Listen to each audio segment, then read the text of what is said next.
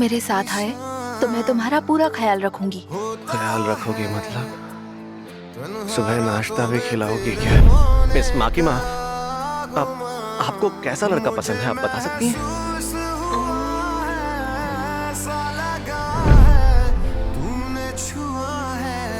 मुझे डेंजी जैसा लड़का पसंद है।